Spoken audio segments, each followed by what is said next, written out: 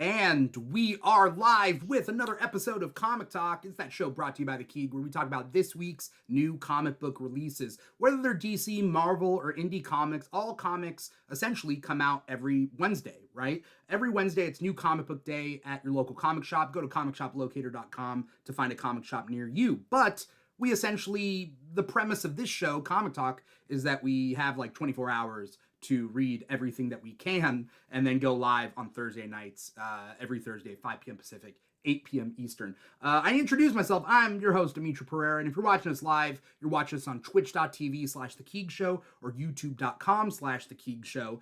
And if you're listening to us, you obviously can't see us, then you're listening to the podcast, wherever you get your podcast from. Let me introduce my first guest, my only guest for today. First-time guest is what I meant to say. We got Jack Kelly. Jack, welcome, aka the film field. Is that what? That is correct, right there. The film field. Glad to be on here. Thank you so much for having me, man. Yeah, I'm a fan of your content. First on TikTok, and then you also have an Instagram. I do. What is the film field? Because I keep wanting Yeah, to think it's so the film fiend, but it's not the film fiend. of course. Yeah, so the film field, I ended up starting this about 3 or so years ago. I'm someone that's a big comic book fan, but also a bit of a football fan.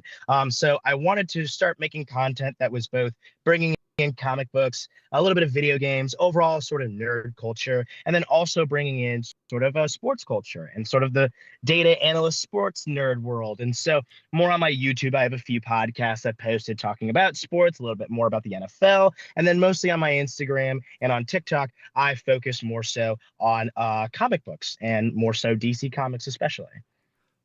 Where's the overlap between football and comic books? I think for me, it's overall being a nerd. For me, I don't just love football in the sense of generally watching the games. I'm a guy that's going through and, looking up every single stat there is. I'm there watching a guy in college's tape for hours and hours, learning everything I can about the sport because football's a lot like, I like to say, physical chess. You know what I mean? There are so Yeah. many moving parts and it's so schematic that to me, all of those little pieces of it are so unbelievably intriguing that I just dive so much into it. And for me, on the other side with comic book stuff, I'm diving into the research and history of these characters. I've gone through the history of Batman so many times in my head. I've spent so much time going through the cosmology of DC and learning everything I can, going through all the little changes of things like Batman's gloves and the way that his cowl has looked. And so the thing that combines those two huge things for me is just being a nerd about all of the information that is out there about that kind of genre of, entertainment. Yeah. So essentially what you're saying is like whatever you're interacting with, whatever sort of fandom, right? You just need to know the most as much as you can about whatever you're partaking in, right? Absolutely. Absolutely. Is there something that you partake in as a fan that you're like, I am not going deep on this. I'm just I this think is there's it. a I think there's a few things. I think with comic books, the thing I never really go deep into is maybe, let's say, like the older, like golden age history. It's something I'd like to, but there is so much that it's the kind of thing where I'm going to take my sweet time with this. And by sweet time, I mean the rest of my life. I'm never going to try to become a historian on this really, really quickly. And then when it comes to football, I think the real deep X's and O's of it all, when it comes down to the very specifics of, for me, I'm a big wide receiver guy, so I love watching rat running, all that kind of stuff. When Yeah. it comes to the defensive side of the ball, that's not really my thing. I wouldn't say I'm as high IQ for that kind of thing. And so that's the one where I back off and go, you know what? That's the one I'll just purely watch as a fan. Yeah, I mean, I'm with you. I'm not with you on the football thing. Like I'll catch Yeah, games if I'm at the bar like hosting trivia cuz I host trivia a lot. Like trivia is my big thing. And that also ties in with like I try to know everything that I can about whatever. So if I ever have a question about something random, I don't just kind of let it sit in my head. I just like look it up right there. Like there was a time I was like in bed. I was like getting ready to go to bed and I'm like, what the fuck's up with iguanas? You know, of like course. Yeah. like I don't know what is up with iguanas. Well, I found out, like, Yeah. okay, weird, just like things like that where I'm like, I can't go to sleep now and not know about that. That's kind of, don't leave me You hanging, get you got to find out all there is. Yeah, and you start going down that rabbit hole. Yeah, yeah. Um, we are gonna go over all obviously like the books that we read this week and whatnot, and I'm very curious about that. But before we do, something I noticed about your list before you go over your list is that you it's like primarily DC, if not all DC comics this week. Yes, correct. Yes. So I've always grown up a big, big DC guy. And, as I was growing up, that was around the time when obviously, the MCU was getting really big. And so for me, I was obviously very aware of Marvel. I was very excited about Marvel. I loved Spider-Man. I loved things like that. But overall, the shows like Justice League Unlimited, Teen Titans, all that kind of stuff, Batman Brave and the Bold, Batman the Animated Series, that gravitated towards me the most, especially being someone that was just such a massive, massive Batman fan. So that alone brought me into the world of DC through those Batman shows, especially looking at Batman Brave and the Bold. And so through that, I just ended up really going down a rabbit hole of going, I want to read more about Batman. I want to read more about this. And once I truly had enough money to go buy some comics and really do my thing, it was around 2011, 2012. And my first comic was a very weird one to get into for a first DC comic. It Yeah. was Red Hood and Arsenal, which was a mini series out of the New 52 that was based off of Red Hood and the Outlaws, where it's Red Hood, Starfire, and Arsenal. And Red Hood and Arsenal was a little mini series that came out of that. It was the first comic I ever read, which was a very strange first one to pick out, but it ended up being the one I wanted to read. And after that, it was just reading all the, New 52 Batman, Grant Morrison's Batman run, getting into everything I could. And through that, I just was such a DC fan that although I loved Marvel and I would watch the movies and I would love everything there, I loved Spider-Man, I loved Wolverine, I just didn't really gravitate towards picking out a comic book for Marvel. I, dabbled a little bit with Zdarsky's Daredevil run down the line, things like that. But overall, I just had such a huge love and passion for what the DC world was that I just almost couldn't like break away from that to go read anything else. It was basically a hyperfixation for the majority of my life. I First thing, I respect people who have hyperfixations because I wish I did, to the point that I could fixate on one thing. But my problem is that like I'm gonna be going on deep dives on whatever I like, and I just tend to like a lot of things. Like people who see movies, they when they put up their reviews, like some of them are good and some of them are bad. But if I think about the movies I've seen, I tend to think they're good, not because I like every movie. It's that I watch what I like. I'm Of not course. Yeah. I'm not putting myself in a seat in a movie that I'm not gonna like for the most part. Like sometimes there's just movies that are just bad and you watch them and you're like, then you realize they're bad. Um, but kind of goes with comics. Like I guess the worst comics are the ones that I'm not reading, right? Right. Yeah. I think that for me, especially I always knew that there was Marvel comic runs that I think I would absolutely love.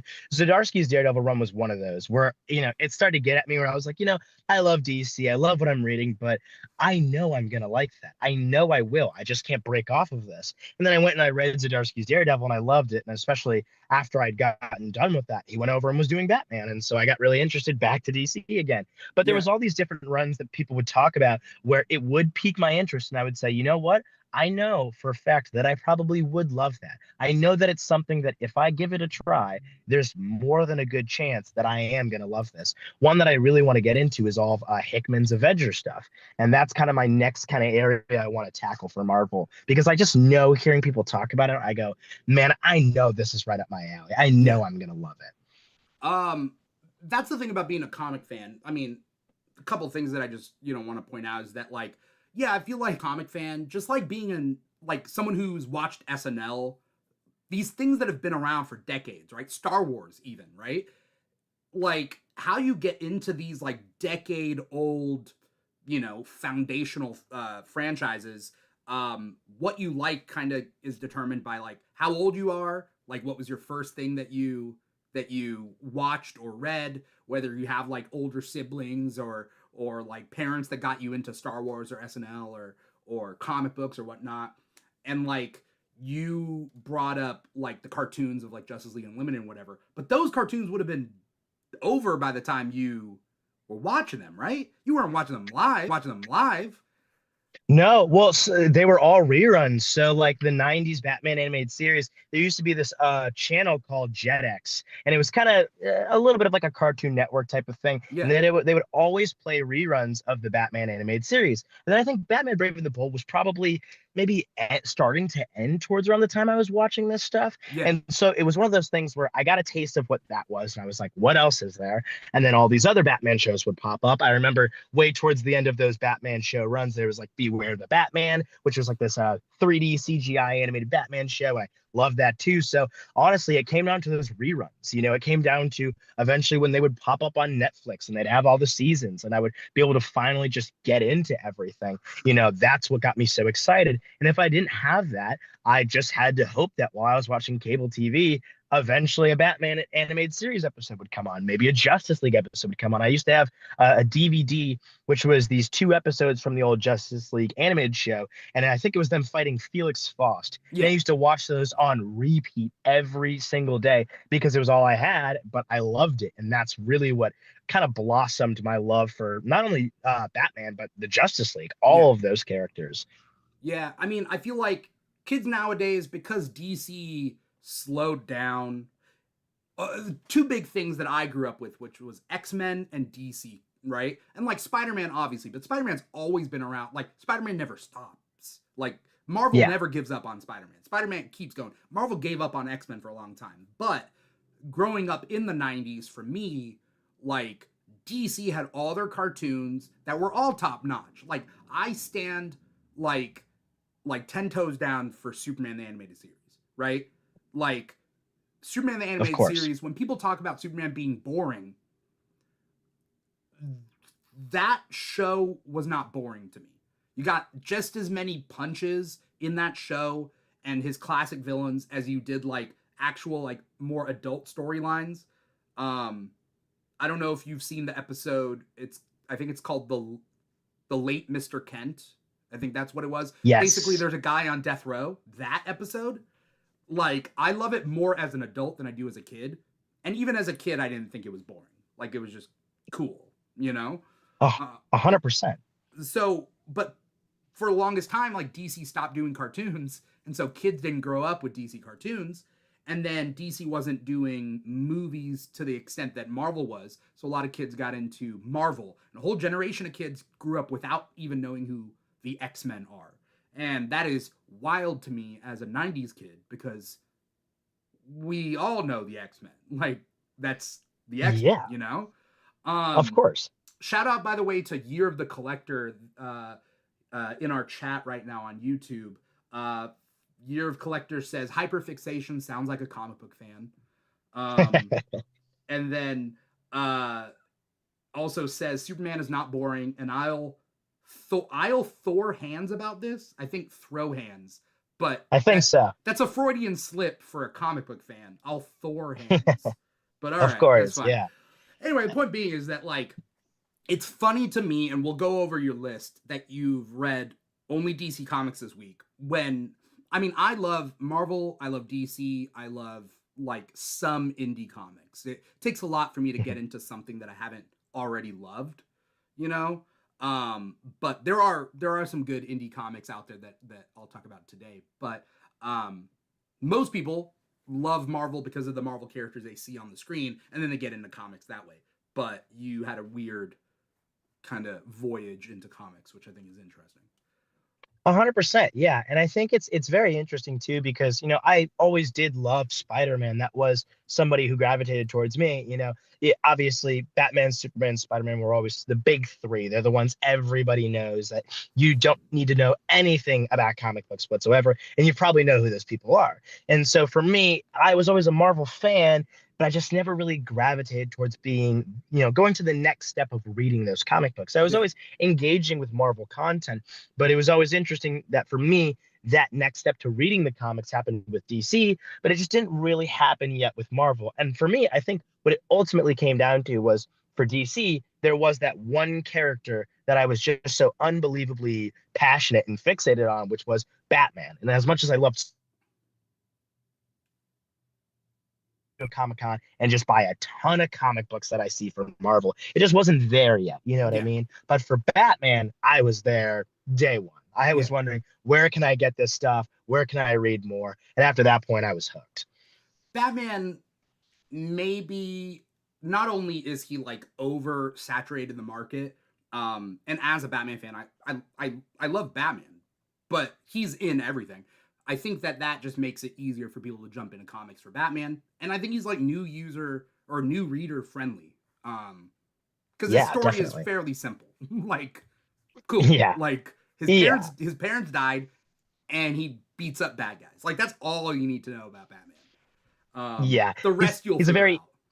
he's a very easy character to get into. And I think one of the reasons that I love him so much is because I think that the lowest level of those stories of being able to be simple and easy to get into, they're all there. But also, if you can write Batman incredibly well, you can create such a beautiful and complex story that can blow me away. And that's where I really was gripped by Batman. As time went on, and my entire life, I have only gotten even more passionate about Batman. Yeah. There are like areas of his character that have been new to me that have just made me care even more about the character. Yeah. And I think as time goes on, that just becomes more and more true, especially as new writers come on to Batman and bring something new to him that just isn't so simple all the time. There's something really, intriguing there. Zdarsky's Batman was something for people that was a bit, confusing. And I do agree. I think there was levels of Zdarsky's Batman that maybe didn't work in some areas, but he built on ideas in certain issues that were so great that even though I overall didn't love his run, I respected him so much for doing things that were so creative and so different from what people understood of Batman that it just brought me back into loving the character even more, knowing this is what writers are bringing in. Whether the run works entirely or not, we're seeing creativity be at its peak again for Batman, at least for me. Yeah. I feel like a lot of readers, you read enough comics, you start figuring out not only what characters you like, but you also figure out what writers you like, right? And so the question is like, how do you read comics or how do you keep reading comics? It's like some people just follow the writer, right? Mhm. Zdarsky did an amazing run of Daredevil, and I would be willing to bet there are people who didn't read Batman until he jumped onto Batman. And so they Yeah. followed him from Marvel to DC, from Daredevil to Batman. And then that's really cool if you can do that. If you're a solid enough writer. Also, if you're a solid enough writer and for some reason your run isn't clicking, I hate to say that, like, maybe I blame editorial. Maybe there were things that Chip Zdarsky wanted to do on Batman that he couldn't run 100% with, you Yeah, know? I think so. I think that was the case because there's a lot of times where, he continued the story. My favorite Batman run ever is Grant Morrison's. I think that, in my opinion, is one of the greatest runs ever in comic book history for me. And it's a very great and ambitious Batman story. And Zdarsky was taking a lot of those elements and building on it. Almost in some ways, I would say a sequel to what Morrison was doing. The Zernar stuff, Mm, all of that, all of those things, and I loved that. But there was elements of his run where it was like the Gotham War. It felt like it got in the way of things. It felt like, all right, I think they just wanted a big Batman event, another big war in Gotham to happen, so that people could get excited about another event.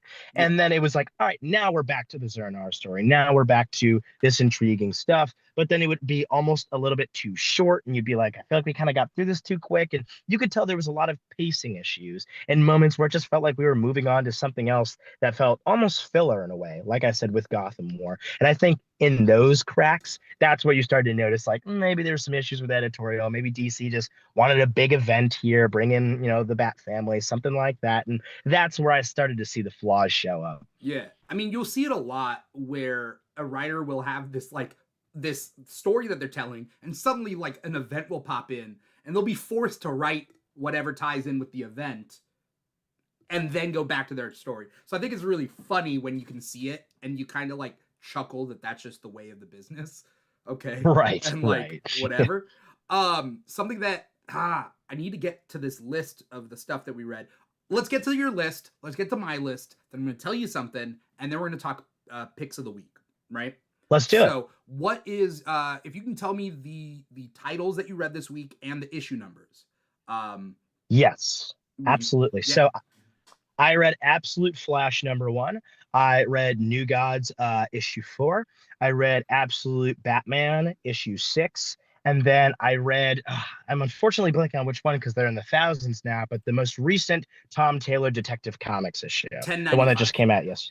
There you go. Perfect. Yes. Those are the big four that I was able to read. Did you read Nightwing 124? I did, but I only got around halfway through it. But that was also fantastic, which Okay. we'll get into because I do have a few things that I love the Tom Taylor discussion. I think that he's a very interesting writer right now. Yeah. Yeah. So I read a lot of what you read, and then I read some Marvel stuff too. I also read Absolute Flash #1.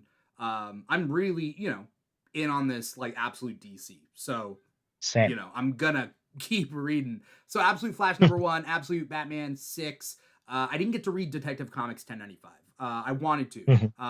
And I think I'm up to date with it, except I just didn't read this issue. Nightwing Right. 124, I did read the whole thing. And then over at Marvel, I read Miles Morales Spider-Man 31. I read One World Under Doom #2. I read Avengers 24.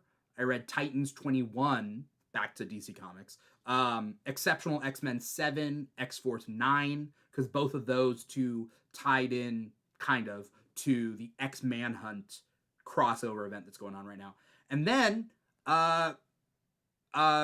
other guest on a previous episode, Brian, aka Captain Comic Rex, recommended Bug Wars. And I was like, that just sounds stupid. Bug Wars sounds stupid. But I was like, but he was talking about it, and I was like, okay, I'll read Bug Wars 1. And so I read it after the show, and I was like, oh, I can't wait for 2. So 2 came out this week. I read Bug Wars issue #2. Now, there was a lot of things on my list that I didn't get to read that I wish I read, like New Champions #3, Rocket Fellers #4 from Image Comics. Bug Wars, by the way, is Image Comics as well. Gotcha. Or The Last Days of Lex Luthor #2, which is Mark Waid and Brian Hitch. And what's funny is issue #1 came out 2 years ago, and issue #2 came out this week, and I think it's super funny. I remember when I heard about it for the first time, and I kept thinking, I thought this was a bit farther along than it seems to be going. But hey, if it's issue 2 by now, I'm glad it's getting somewhere. But it has been a while. Oof. Well, it's funny because I've been doing this show for like 4 years now, and like we're talking about things every week. I lose track of time, and I have to like think about, oh, like for example, like Nightwing 124. Or no, let's just say like Batman Superman World's Finest 37, which I wish I read. I didn't get to read it this week. But like, I have to think, oh, I remember like when the first issue came out, but 37 issues, that is 3 years, right? Right, right. It's been a 12. while. Yeah. Yeah, I was like, oh, but I remember. Oh. So I think it's funny. The Avengers 24, did I mention that? Yeah.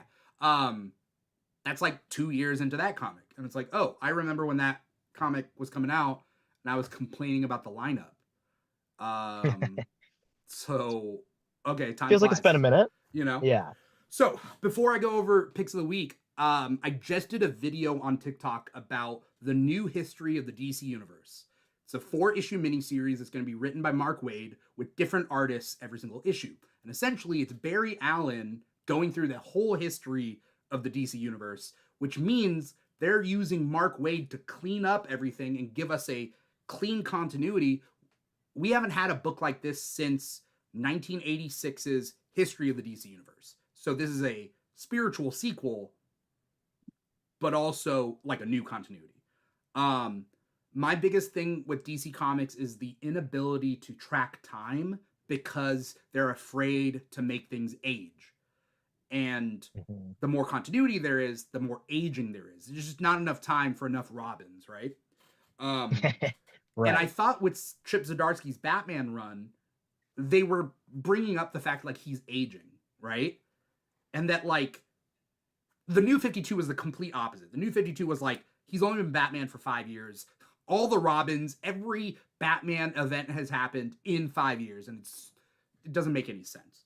It's confusing. Yeah.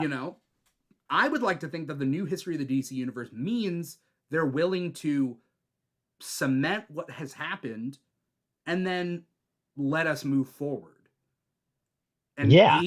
age people a little bit. Y- Yeah, and I think that this is a great thing to do because, for a while, even just besides doing these history of the DC universe things, DC for a while has been trying to make this a lot more clean and understanding for people.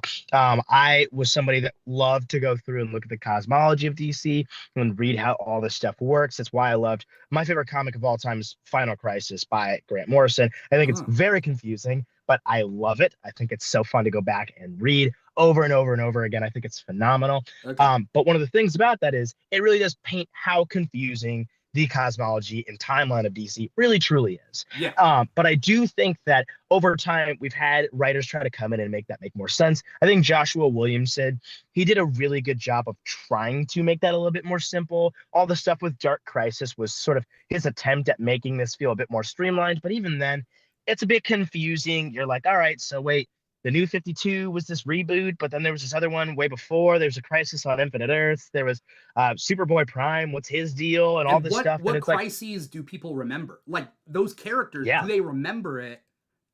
Or did it hmm, reboot? Like, wasn't it an event in their life, or did it like their right. new continuity start? It gets really confusing. I'm looking forward to this miniseries to for both old readers and new readers to kind of, A you hundred know, percent. I'm very excited for it. But that I mean, I could talk to for hours about how old I think all these characters are. Um, but let's start with picks of the week. Yeah, absolutely. My pick of the week had to, without a doubt, be Absolute Batman #6. Okay. I have thought that this has been a phenomenal series so far. I think Scott Snyder's awesome. I think that when this was first announced, I was really excited for all the Absolute DC stuff, but it's one of those things where it's like, all right, I liked the new 52 Batman. I liked what Scott Snyder has done with Batman overall. Yeah. I'm somebody that, I thought that death metal and all that stuff was a bit absurd in areas, but I appreciated it for the absurdity. But it's one of those things where I'm a bit wish-wishy. I Yeah. don't love it. But with this one, I was surprised because it felt like I was gonna see Scott Snyder come over and repeat the same things he did already with Batman, but he sort of flipped it on its head while still being himself and doing what you expect from him, all this really hardcore kind of stuff with Batman. But he did it in a way that felt very authentic and new for Batman, a direction that wasn't too different, but different enough that you felt like this could almost be just the actual reboot of Batman for the mainline DC universe if DC ever had the guts to truly make a huge change for the characters and a new status quo. And because of that, I've been so obsessed with this series so far. And this issue was great. I thought it was awesome. I know a lot of my friends were like, I feel like it's getting really into this, hardcore stuff of him really like stabbing people with his cape. And I'm like, I think it's a bit absurd, but that absurdity feels very fun and it's inviting in a way that feels very atmospheric and hardcore. It feels like I'm reading something from the 90s. It feels like that. And seeing the design, I mean, the art is beautiful. It's just so great to watch. Every little gadget they've given him, the way his cape works, all of those things make it so that even if your story were to be lackluster, I'm engaged with the art. I'm engaged with how this character works, learning how these characters are different in this world. And this issue just brought it to an area where I was really happy with this first arc. I loved what they did with Black Mask. I think they treated him in a way where he felt different as this sort of anarchist character, but he still felt like Black Mask overall. He wasn't too different.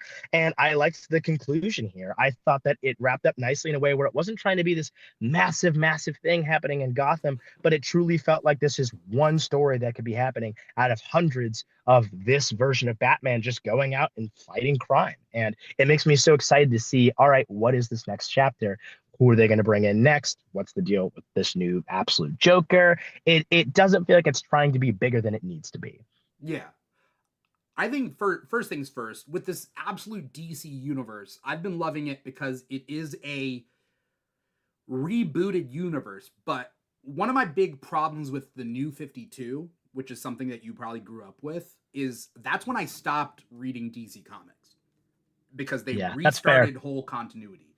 And New 52 was like cool and novel at that time, but 2 months in, you're like, oh, like it's just everything is new and there's no history and there's really no continuity because things would like contradict each other. And my big thing was that New 52 was almost like so Marvel had done Ultimate Marvel, the first Ultimate Marvel universe, like however many years before that, and they had great success because Marvel kept their 616 universe and their Ultimate Marvel universe, right? They kept both. And you can tell different stories and you can have do different things that maybe you're afraid of doing in the mainline Marvel, you're doing it in the Ultimate Marvel. And New 52 was neither here nor there for me. Like if New 52 was a whole rebooted universe, like it wasn't close enough to the original universe and it wasn't close enough to like an Ultimate DC universe. So it was just kind of this middle ground where you don't get either one. And I was like, I'm not interested in this. Batman continuity and Green Lantern continuity got to go forward from where it left off, but everything else kind of restarted, and I was not a fan as like an older fan. Now with Absolute DC, it's its own universe, and I don't mind Batman being edgy and dark and stabbing people with the horns, the ears on his mask, because in the regular universe we still have that, right? Like the whole point of a mirror universe is there's two sides to it, right? And Yeah. so like I'm cool with that. I'm not a fan of dark, edgy, cutting people up Batman. So if this Absolute Batman was like the only Batman we had, I would get tired of him real fast. But I can have my cake and eat it too with this, which is, really nice. Also, I don't think he's just edgy for edgy's sake. I think there's a point, and that is the fabric of the Absolute DC universe is Darkseid, and the fabric of the normal DC Prime like time is the fabric is Superman, right? And like one is built where like good people will always win, good will always triumph, and the other one is like, will good ever triumph? It's not that good won't triumph. It's like it's a question. And I compare the Absolute DC universe to our real life world. Because the question in our real life world is we don't know what the fabric of our universe is based on. The question Right. is, will good people triumph in real life? Because we can't go around being like, yeah, good always wins. Because we're shown that, like, I don't know about that. But Right. so I like the idea that he's edgy, but he's also a good person. Like He Batman, is. he has his mom, like Absolute Batman has his mom around, and he's not rich. And all he is huge, like hulking brute with an engineering mind. Like that's the only thing he has is like engine. He's not even the best at everything. No, he feels almost. There's an element of him that is so fun. I was talking to my friend, and he was like, he feels a little bit like Raphael from the Teenage Mutant Ninja Turtles. If you just turn him into Batman, and I was like, he really does. And that's one of those things where it's like, yeah, like you said, he's dark and he's edgy, but it feels like it's for a reason. And I would 100% agree. And I would say not only just because of the idea of this being sort of, the antithesis of what Superman is to the main universe, but also because he truly is Batman as a younger man with a lot of anger and frustration in him and trying to work out what it is to be Batman. And you're watching him do this and learning about everything he needs to be. You're seeing these people unfold into his life. He still has Martha in this universe. He is learning about who Alfred's about to be to his life, all these other things, right? And you even see him still being truly Batman at his core. I mean, he's kicking guys off of boats, but he's throwing them a life raft. You know what I mean? Like he's not just trying to be all dark and edgy. Like he does care. You know what I mean? He cares truly, and he's just a bit aggressive. And that to me, those tiny little things really bring this character together because it isn't. Like we were talking about, I'm someone who likes Zack Snyder as a filmmaker, but I'm somebody who also looks at him as a guy who maybe misunderstands the characters a bit. This feels like if you took what Zack Snyder was trying to do with the DCEU, but you still understood what it meant for these characters to be who they are. Yeah. And that's truly what this Batman feels like to me. Yeah. I don't get hung up too much on Zack Snyder, but I do think there are certain filmmakers that need people around them to round them out. a good leader knows how to pick their cabinet, right? So like George Lucas, I love George Lucas, but like George Lucas without another director, his movies they lack, right? So like the best Star Wars movies, Empire Strikes Back and like Return of the Jedi, or certain aspects of like the new trilogy, like they really shine because it's not Lucas directing. And Mhm. like it's Lucas's ideas in Empire and Return of the Jedi, but different directors. And so the prequel trilogy lacks in that because the direction isn't that great, and he Mhm. can't direct Yeah. actors. He's never really been able to direct actors to act better. And people don't realize that directing is more than just directing the camera and directing the ideas. It's directing actors and making sure you get the most out of actors, which I think James Gunn knows so much about. Like for some reason, you throw him a turd of an actor, and for somehow, some way, suddenly they're like in a master class of acting that you never thought possible. 100%. Yeah. I mean, my job then going into as a career is going to be filmmaking. I want to direct. That's my big goal. And the biggest things you see is how many times people will put together a film, and the biggest fault is that there just wasn't enough done to direct those actors to get the exact thing you wanted out of them, the exact passion, the exact line. It comes down to all these tiny little things, and it shows up on screen. You'll notice it. And like you Yeah. said with George Lucas, that absolutely shows up. And you'll think to yourself, well, maybe only the film guys will notice. No, the audiences, they'll notice. They'll notice. And that'll start to bother them too, because then they'll go, why was this person casted in the first place? And you get all these criticisms of the actor now. And you start to realize, wow, probably should have put a bit more effort, a bit more passion into bringing these actors into the fold and truly getting the best out of them. And James Gunn is so great at that. And that's why I'm very excited to see what he does. Yeah. I mean, think about how many amazing actors are in the prequel trilogy that gave less of a performance than they would in other movies. Natalie Portman, Liam Neeson, you know, Ewan McGregor is trying his best, and like we can hate on Hayden Christensen, but I just don't think he was given enough like person to person thing. So I also think that directors should be teachers, like take a teaching class, which sounds funny, but like directors should know how to teach because like teaching is strategy, right? So anyway, moving past that, that's a good pick of the week. Absolute Batman #6. I thought my pick of the week would have been Absolute Flash. I was very much looking forward to it, and it was good. But it's not my pick of the week. It wasn't that good because it was setting up stuff. And there's two types of first issues. There's a first issue like Absolute Batman issue #1, where like it's a great first issue and it sets up stuff. And sometimes in a story, because you have 6 issues or so to finish your arc, the first issue is just like, look, we know you're going to stick around for the second, so I'm just going to set up things, and it's not quite as interesting. I thought that was Absolute Flash #1, which we'll get to because we both read it. My pick of the week, One World Under Doom issue #2.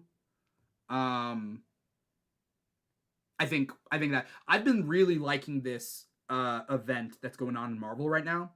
I'm not sure how much you know what's going on right now. I'm a little bit out of the loop on it, but I do know that plenty of people have been talking high praise about these two issues in particular. Yeah, well, because Ryan North is writing Fantastic Four, and a lot of people are loving his take on Fantastic Four. And this is One World Under Doom. This crossover event is like an Avengers Fantastic Four sort of storyline. In the crossover event Blood Hunt, the vampires were like taken over, right? And Doctor Doom got, or not Doctor Doom, Doctor Strange got bitten, and Doctor Doom came to Doctor Strange and he said, I can help save the world. You just got to give me Sorcerer Supreme. So basically, the ruse or the trick or the premise of that switcheroo is he says, he's like, you have my word that I'll give you back Sorcerer Supreme once I save the world. And Doctor Doom doesn't phrase it as once I defeat the vampires. He says once I save the world. And so at the end of that arc, Doctor Doom says, oh, I'm not giving this back to you until I save the world. Like, I haven't saved the world yet, you know?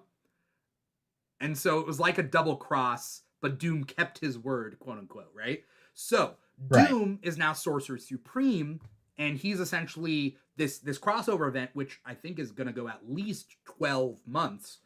Um, Certain other Marvel comics are dealing with it, and certain ones aren't. But essentially, Doom has taken over the world. He is the leader of the free world. Every country is now a satellite nation of Latveria, and Doom is giving the world what they need, which is healthcare, which is he's zero tolerance policy for racism, right? Like he's like, if you're a Nazi, goodbye. And so there's a whole Baron Zemo thing that's like super funny, and like sure, Zemo got what he deserved, you know? And so Doctor Doom, he isn't so bad other than the fact that he is a dictator, right? And so the question is like, do you survive with Doom, or can you actually be free? And what does it mean to be free? They're really exploring that concept. It's Ryan North has been compared, his run to of Fantastic Four has been compared to classic Star Trek, where it's exploring these ideas. And I think that like we need more of those kind of stories where the Fantastic Four don't really shine all the time when it comes to like just punching bad guys. You gotta weave in some like story with that, and then that's where the Fantastic Four shine. So One World Under Doom is, I'm trying to even remember what happened, but essentially the world has accepted Doom, and the Fantastic Four are like we need to figure out how to defeat him and why to defeat. Like we know why because he's Doom, but how to defeat him. But then there's still public, like the public what's it called the image of taking down this dictator that like everybody seems to be liking. This one was like a setup issue or like a continuation issue, so not very many big things happened, but it was just really damn good. Doctor Doom's always been that character for me where he's next to Daredevil, one of the people that intrigues me the most of getting into Marvel comics. Because, Yeah, like I said, for me, Daredevil was a guy where it's like, all right, I love everything I see from him in other media so much. I have to. Everyone talks about these certain runs. With Doom, it's almost the exact same thing where I love the idea of what the Fantastic Four are, and I want to get into them too. But I am way more gravitated towards specifically Doctor Doom yeah, and reading more about him as a character because there seems to always be these stories where he's put in a place where you go, well, he's kind of right. Yeah, I know he's doing this evil thing, but you're like, he's kind of doing a little bit of a good thing here. And I love to see that there is a story once again here where it is complex because he is doing something that seems to be in the public eye good. People like him, and you almost think, well, he's kind of doing technically this thing over here good because I think a lot of the times, especially you've seen a lot of Marvel movies, they go for sort of a sympathetic villain, but it feels like a lot of times they forget that they're telling a story about a sympathetic villain and they kind of just end it with the hero telling them, hey, this wasn't the right way to do it. And then that's the end of the story. And you're like, okay, I liked that. I get we were going for a sympathetic villain here, but feels like we could have actually addressed some of the things he did good, And it feels like that seems to be sort of a direction they're going here with Doom, which I absolutely love because I think that out of everything I've heard about Doctor Doom, he's the character that should be within a story like that, where you address those kind of interesting aspects of a complex story like this, where you go, well, is Doom right about that? Well, I know he's a dictator, but he's doing this one thing here, right? He has, like you said, zero tolerance for racism. It's like maybe he's not doing all too bad. yeah.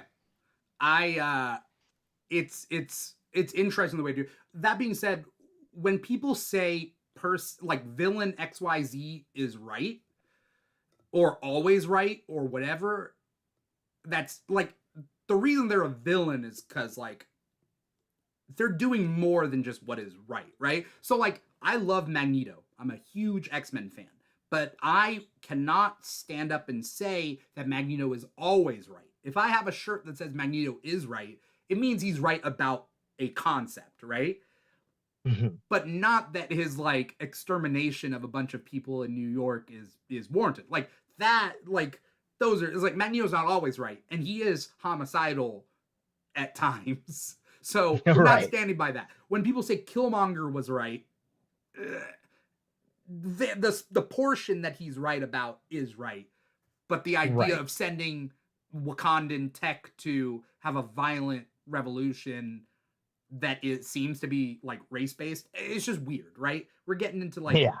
like weird territory here. So yeah, Killmonger is right, but we also do we forget that he literally killed his girlfriend just cold blood? Right.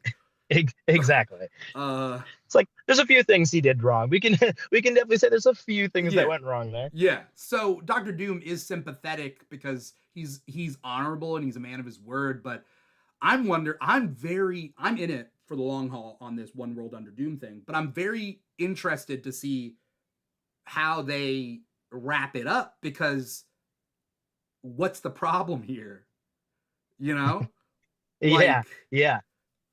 the only way this works is if Doom is not perfect, and I would love to see Doom see that like is there something he can't do?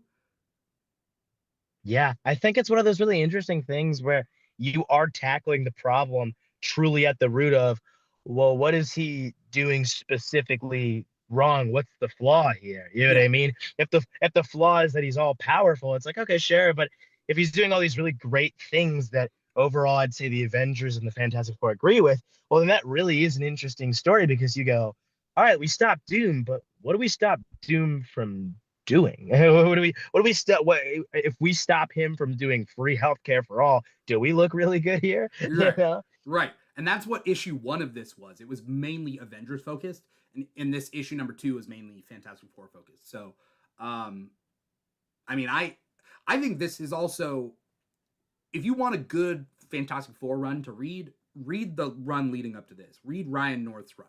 And then also, because you're really into Hickman, I think Avengers Hickman, great, but Fantastic Four Hickman, also great, right? And then Yeah, get into X-Men Krakoan age stuff. Like that's my jam, right? Is of course. Hickman on the early parts of Krakoa. Oof. It, I've heard great things. That's the thing is I always have people around me hovering, going, "You gotta get into it." They always tell me they're like, "Get into it all, dip your foot into Secret Wars, do all this other stuff, get into the X-Men stuff." And I think once I'm out of catching up on all this absolute DC stuff, I think that's the next move for me. I mean, I would also say Ultimate Marvel.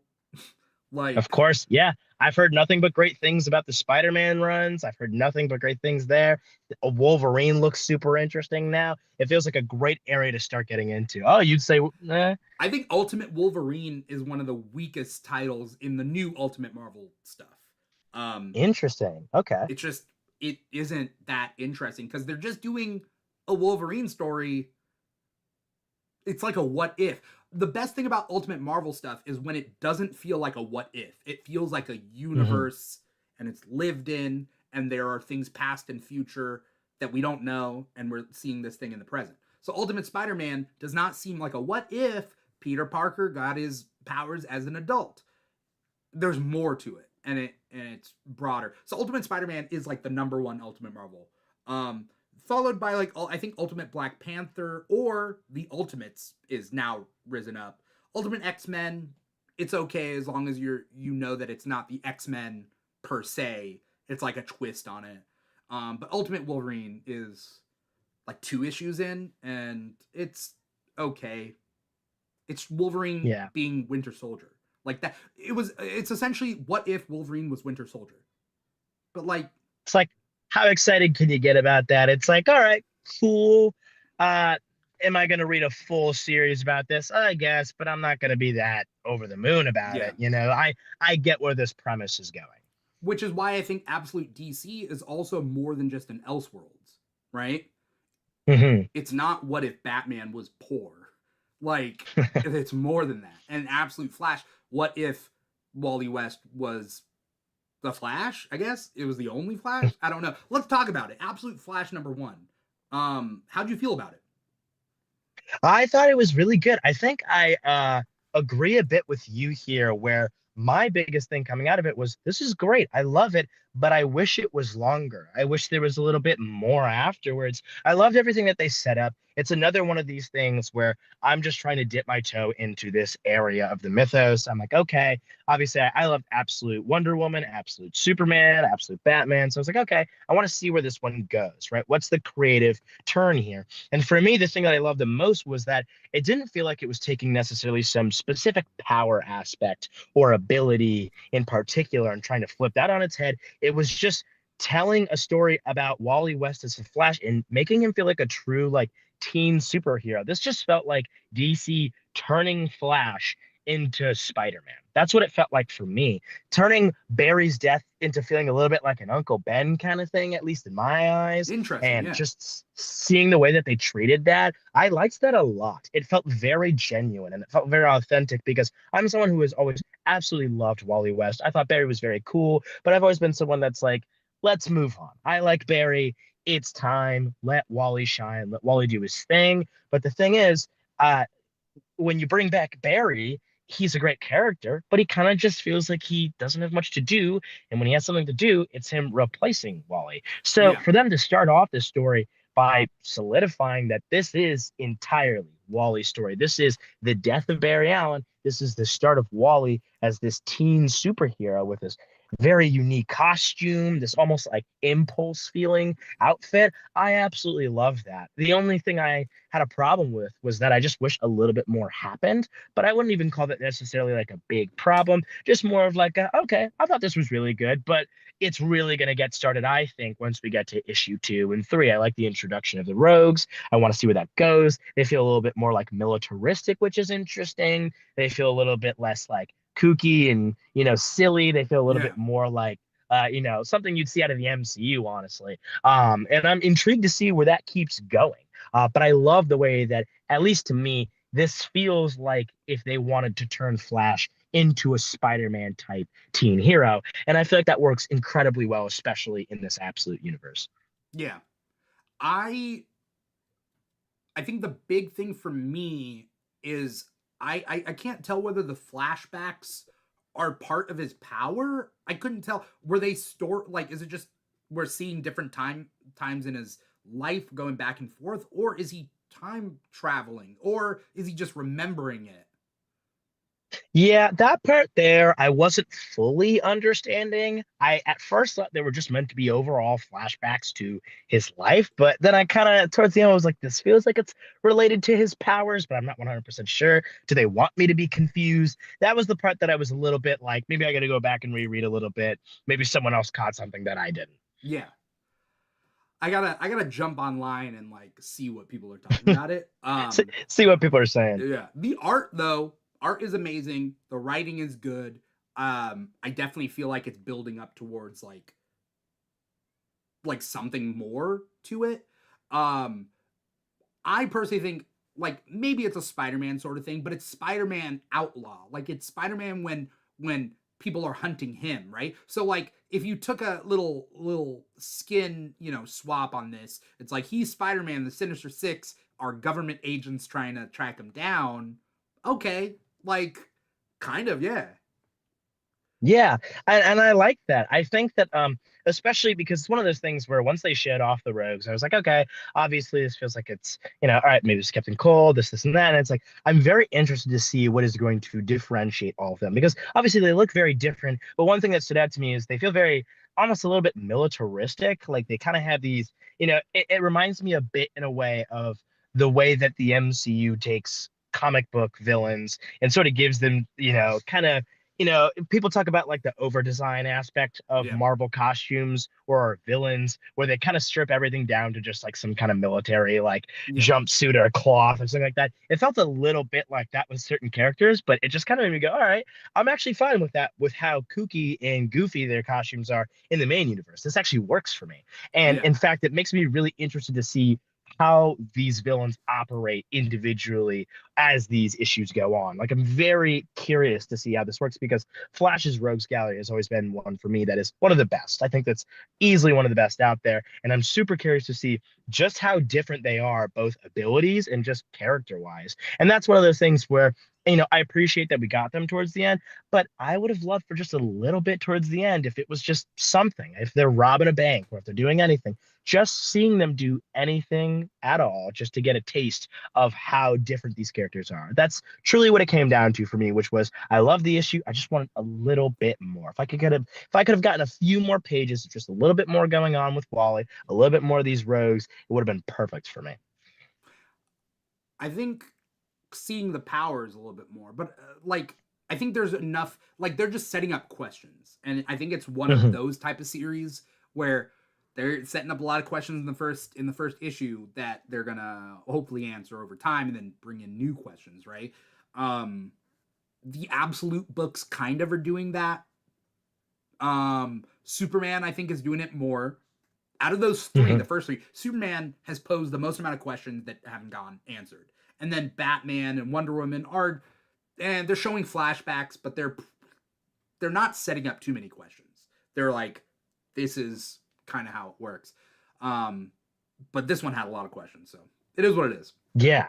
Absolutely. Yeah. And I think that it's a great start. Like I said, I'm very excited to see where it goes from here. It's the kind of thing where even though I did want more, it absolutely was a great starting point. And I like that. I'm excited about it. I think the art looks great.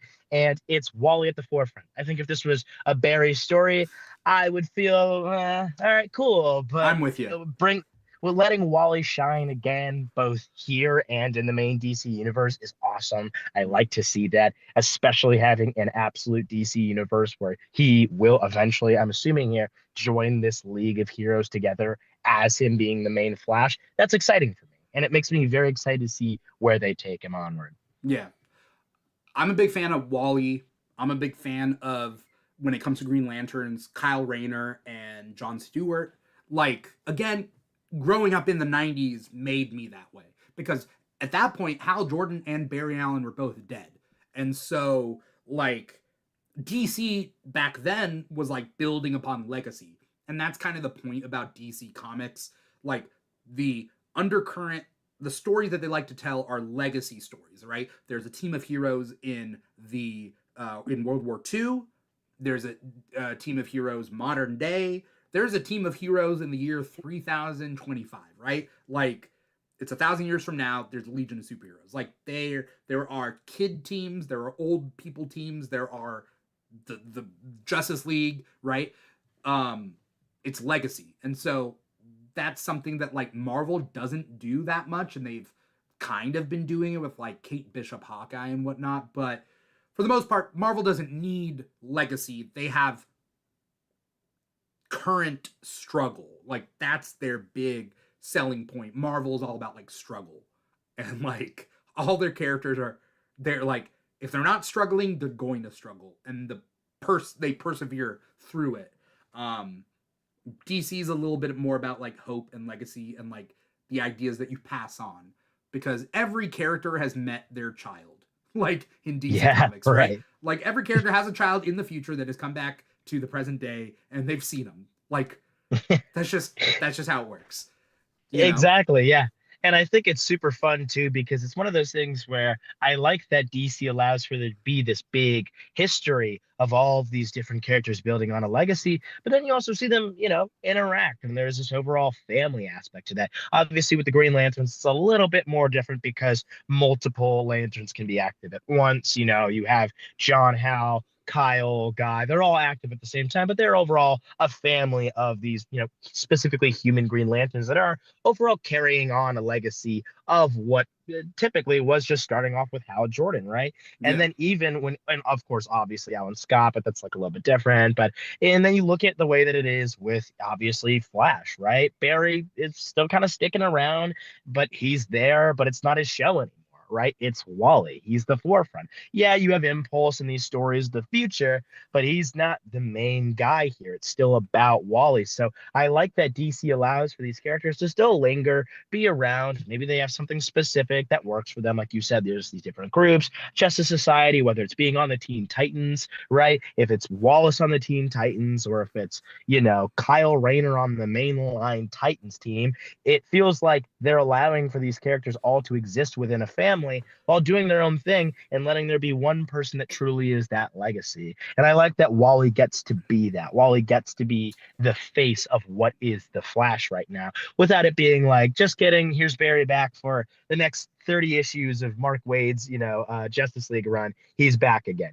I'm glad that it seems like we're on a nice roll of just letting him be there, letting this legacy exist, and letting it feel like an actual legacy. Because once you start bringing Barry back too many times, or you start to do that theme with other characters, well, then it feels like it's a little bit lost. It doesn't mean the character has to die, but let them be the focus. Let them Yeah. be the face of what this, a family is. Yeah.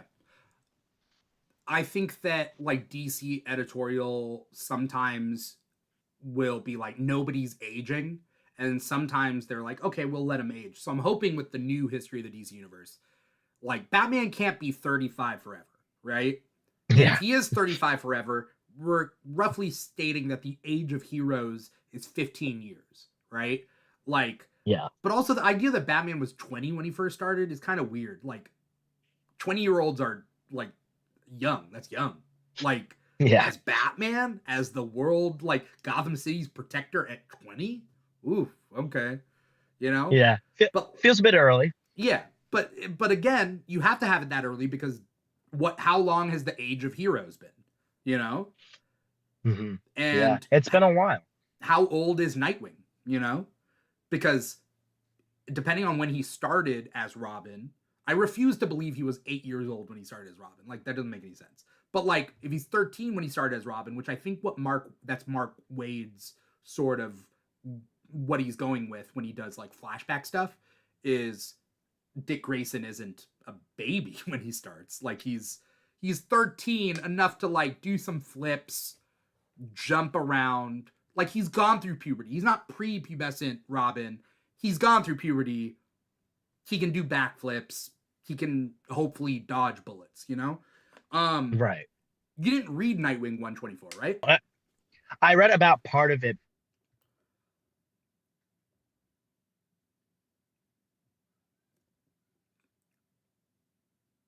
because he's a character who, for me, has been in a weird place, especially with Tom Taylor's run, where Tom Taylor's a writer that I don't dislike as much as other people tend to. I like Tom Taylor. I think that I wouldn't even say be hit or just kind of stagnant, if that makes sense. He can just be kind of fine. He can be just kind of all right. He can make sort of filler content to me. Yeah. And that's what his Nightwing run felt like a lot for me. And it wasn't ever bad. In fact, I enjoyed it, but it felt like, all right, this is kind of a lot of fluff. Like it's fun just here or there, but it felt overall like we weren't really getting anywhere. It felt like overall we were very stuck in the same place. And ever since with this new Nightwing run, it feels as though Nightwing is back to being in an area where he's both fun, charismatic, but also actually going out and doing things. There are actual genuine real stakes here to Yeah. what is actually happening.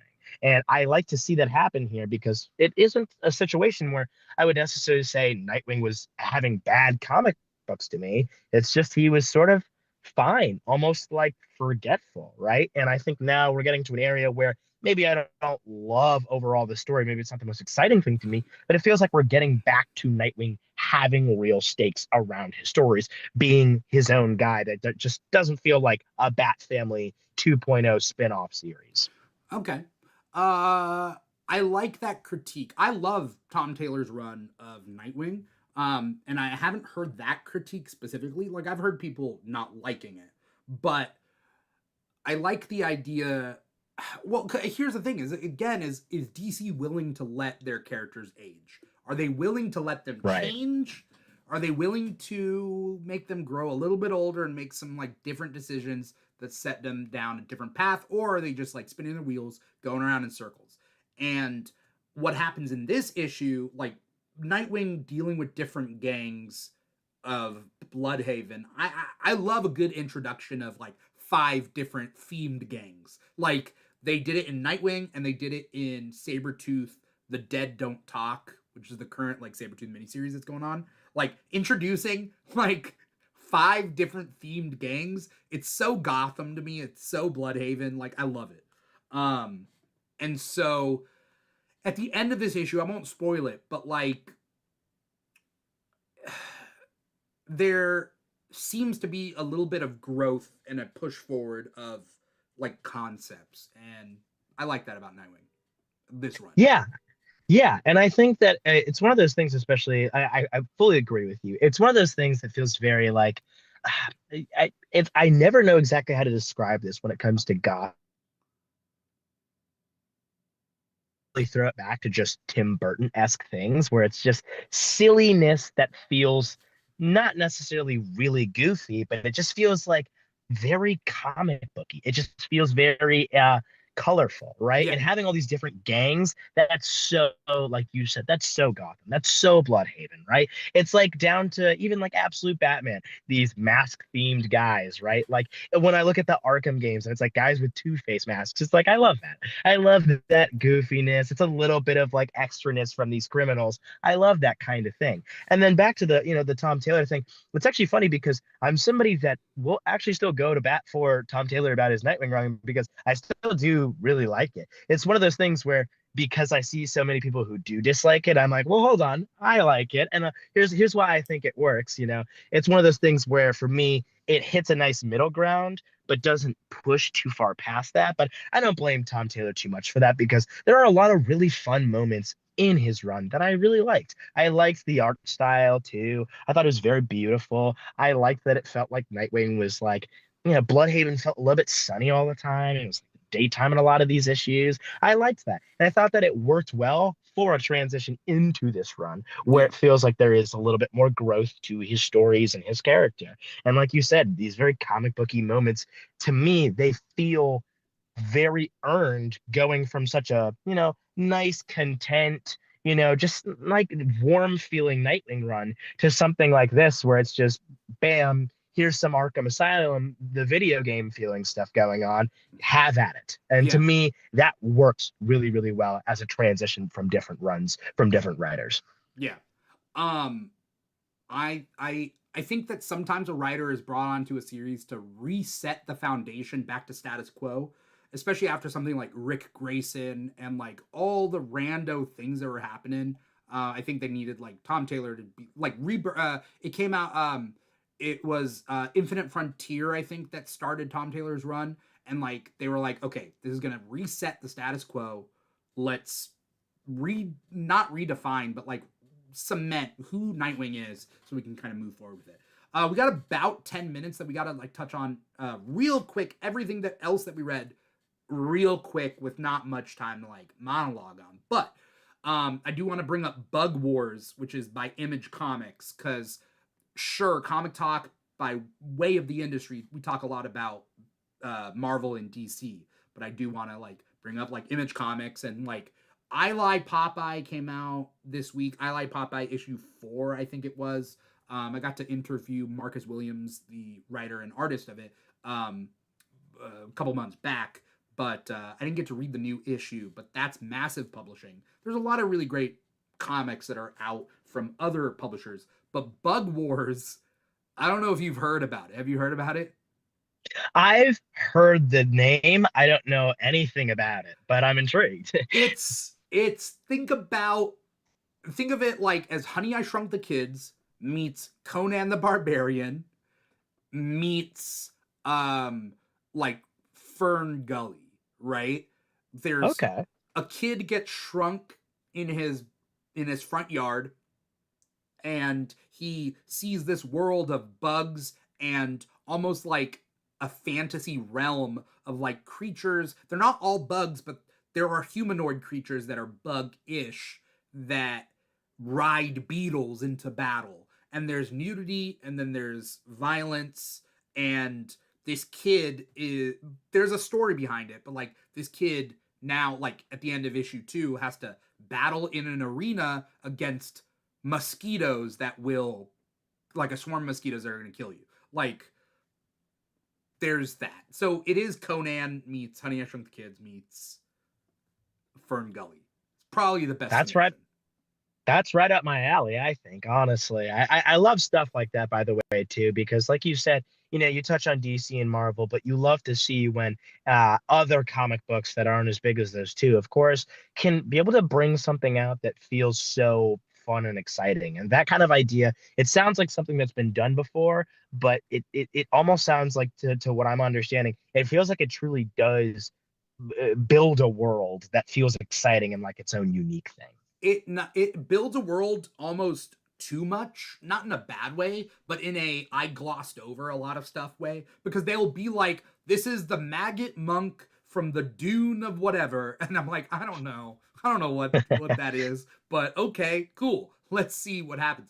This is written by Right. Jason Aaron, and so like for any fans of Jason Aaron, this is his fresh new kind of world that he's doing with this Bug Wars.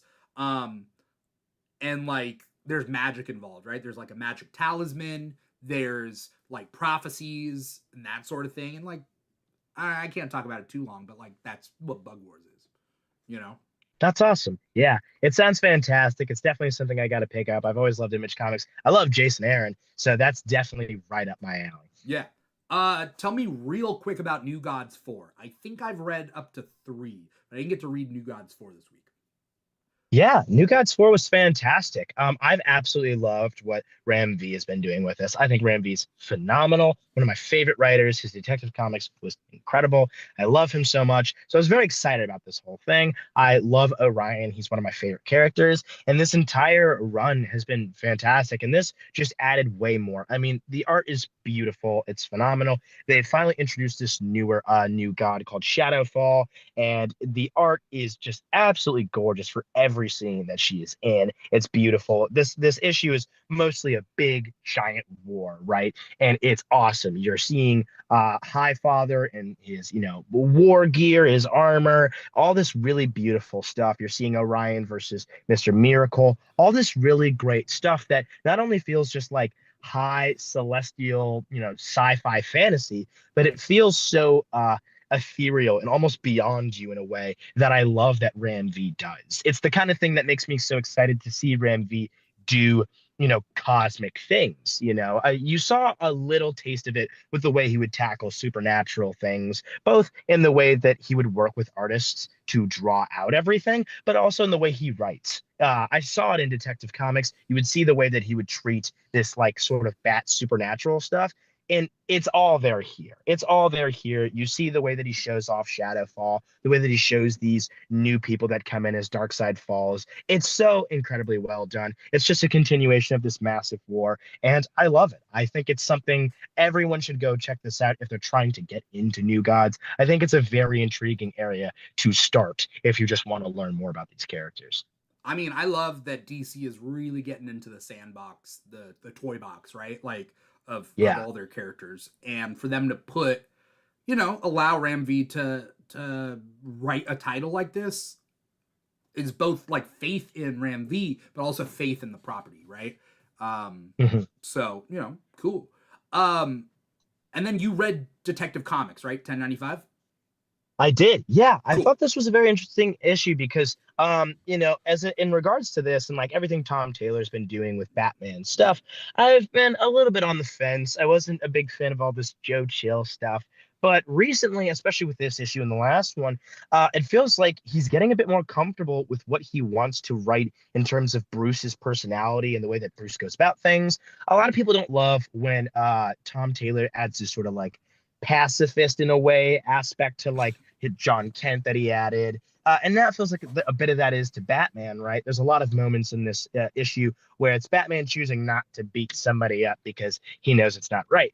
But as much as I can understand those criticisms for what it was with John Kent, I think that that works incredibly, incredibly well for Batman, which is Mm, a funny thing to say in regards to a guy that beats the crap out of criminals. But yeah. it works so well here because it truly feels authentic. It feels real. It feels like true human moments from Bruce. And I think that Tom Taylor does that really well to the point that it gives me a lot of faith in this Detective Comics run that I wasn't sure if I would love in the beginning because I wasn't sure how Tom Taylor would handle it. And I like the way he's handling Joe Chill. I like the way that he's handling a story that should be treated with a lot of care and caution, in my opinion. And he's treating it exactly with that respect, and in a way that makes me go, all right, I think that he truly can handle a story like this. I think that this might potentially end up being a great, great run from him, which is not something I expected to say, but I am glad to be able to say. Okay. All right. Uh, I think I may have missed last issue, so I didn't read this issue, but I'm relatively up to date, but I need to catch up. Um, so yeah, I'm interested. I'm interested. Did you read anything else? Those were the main ones for me. Okay. I'm planning to try to get through a lot more this weekend since I'll have much more free time. But Yeah. those were the ones I wanted to truly tackle. But like I said, the standout for me was Absolute Batman #6. Yeah. That was the most exciting for me. I'm very, very intrigued to just see how that world unfolds the most. So that will absolutely be the staple for me this week. Okay. Yeah, I mean that's the thing about this show is like you read what you can in 24 hours. Like you're like there's going to be books that I read later, but Yeah. for this show, we do what we can. I got to touch on a couple other Marvel ones real quick before we get going. Miles Morales Spider-Man issue number 31 finishes off his Deadpool crossover little event. It's like a 4-part one. Does much change in either title? Not really. Both titles are being written by Cody Ziegler, so it was easy for Deadpool to team up with Miles Morales. But it's like a nice, fun arc with great art. So not a waste of time, but also it doesn't change much about either character. Avengers 24, almost my pick of the week this week, which is weird because Avengers aren't my favorite superhero team, but this recent last couple issues have been like really, really good. Basically, Kang the Conqueror teaming up with Black Cat to do like a space heist. Like that's a team up I'd never thought, right? Um, but there was a cute moment where Black Cat goes back into the past to recruit her father because I believe her father's dead, and so she recruits her father for this heist. So because Kang is a time traveler, right? Like he can do that. So like there's a really good Black Cat moment in this issue. And the Avengers squad in this are pretty cool. I actually like the Avengers squad in this. The Storm's on the team, and so there's that. Titans 21. I was surprised you didn't read it. But it's Psycho Pirate trying to steal Raven's powers / body. And I thought that That's was the one.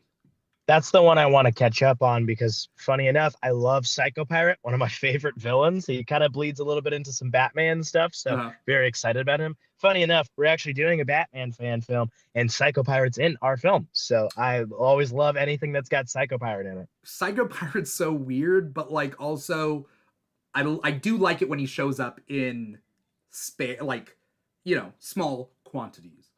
Um, Yeah, he's a guy that needs to pop up once in a while. You get too many stories, you get a long run about him. That's a bit too much for yeah, I don't really care about his motivation. I just me. want to see Right, his Medusa mask do his thing.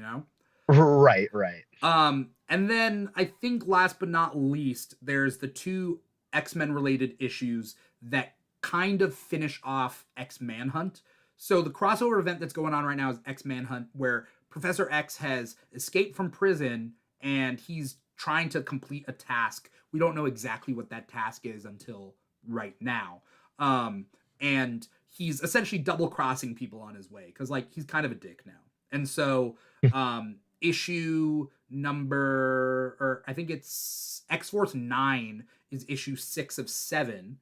And he's trying to get a Krakoan egg that has a resurrected person inside the egg. And so they don't leave us on that mystery for very long of who's in the egg. They do reveal it, but like cool. I'm cool with the reveal.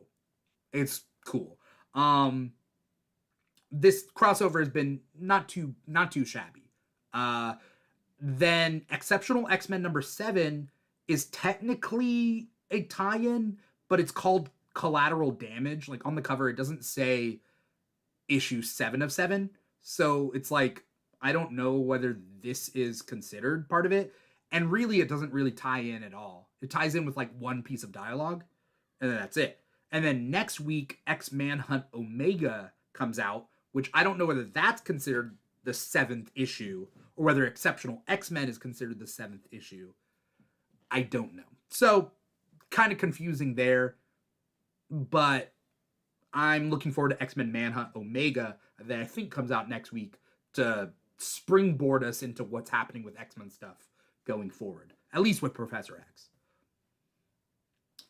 Yeah, that sounds awesome. I think once I start to really truly get into some more Marvel, I think one of the big areas that I really want to get into after I've gone through a lot of that Hickman stuff is X-Men. That's always been an area for me that's been the most intriguing. You said you weren't a big fan of the Avengers as a team. I agree. Yeah, I agree. I'm somebody that is much more intrigued by the idea of going into the Fantastic Four, Yeah. going into the X-Men, going into anything outside of that, even going into Spider-Man and anything in that realm. Yeah. The Avengers has always been the weaker link for me in terms of interest. It just hasn't really grabbed my attention the way the other teams have. Growing up in the 90s, the Avengers were the team of heroes that not very many people are reading their solo titles. So like the only way for Iron Man to stay in the public eye is like to be on the Avengers and have his solo series.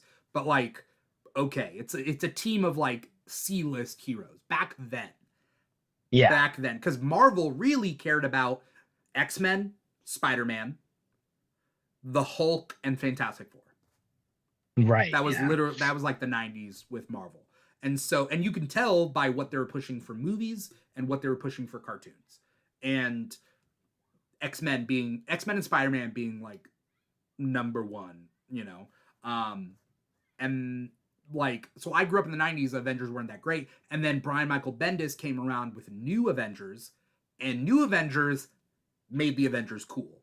And then it was a 1-2 punch. It was New Avengers, and it was the Ultimates, where the Ultimates were assholes, and the New Avengers were like classic, but also a little bit like darker.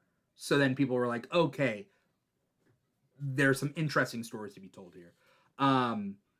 But the Avengers now, I like the current run right now. It's not too bad. So I'm looking forward to stuff that's to come. That's all the stuff that we read this week. But, obviously, for anyone out there who is watching and or listening, there's other comics out there. Comics that we have yet to read that came out this week. I personally use leagueofcomicgeeks.com to find out what comics are coming out every week. And so normally I do it. I keep track there. But before we get going, Jack, where can we find you? What do you got coming up? Anything you want to plug? Yeah, absolutely. You guys can find me on TikTok. Just search the Film Field, as well as my Instagram, same handle there, as well as YouTube. I have a lot more YouTube videos coming out in the next couple of weeks here, just short form content, as well as a few just solo podcasts with myself. So absolutely make sure to look forward to that, as well as way, way more content on TikTok. I'll be going live a few times these next couple of weeks, just talking with people, having some good chats. So feel free to come along there. And yeah, thank you so much for having me on here. This has been an absolute blast, and I love getting to talk comics. Yeah. Talking comics, I grew up reading comics on my own and then going on message boards. And so that was me talking comics, is like writing things out. And luckily we have all this social media that like we're able to create a community, and not just a community. It's not a community of haters. It's a community of like sharing the things that we like. Right. And like, sure, we can have criticism and whatnot about it, but like, I'm not hating on you for not reading Marvel stuff. Like, how dare you not read X-Men? Sure. But also, like, you're not a piece of shit for doing that, So yeah, I've only got one big crime there. That's all. Yeah. So thank you so much for coming on this show. For anyone out there who's watching us, you're watching us on YouTube.com/The Keeg Show or Twitch.tv/The Keeg Show. Shout out to Year of the Collector, who was in our YouTube chat. If you're listening to the podcast, is wherever you get your podcast from, which is Apple Podcasts, Spotify, iHeartRadio, Audible, Amazon Music, and SoundCloud. We're probably on other platforms too, but I don't remember them all. But, all the main ones, you can find our podcast there. Now, the podcast itself is The Keeg, because it's our channel of podcasts. This show specifically is Comic Talk, where we talk about weekly comics every Thursday, 5 p.m. Pacific, 8 p.m. Eastern. We also got the Daredevil Born Again after show, that it's like a seasonal thing, right? Because it's with the show.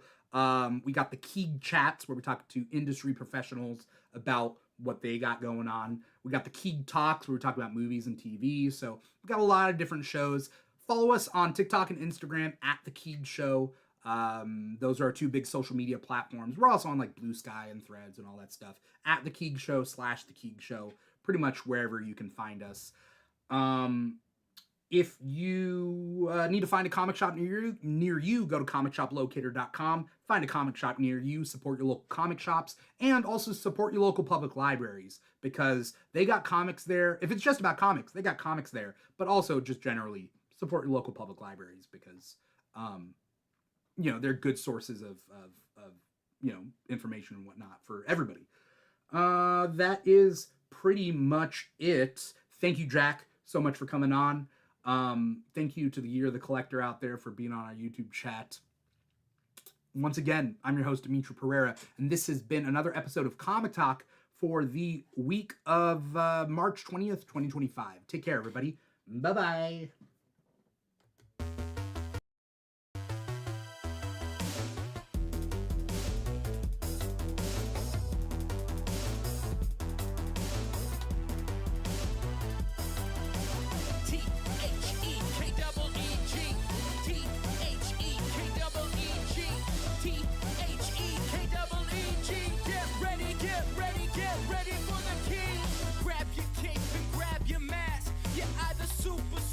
Super fast, gotta beat the boss and get the loot, cause it's the king, and we got geek news.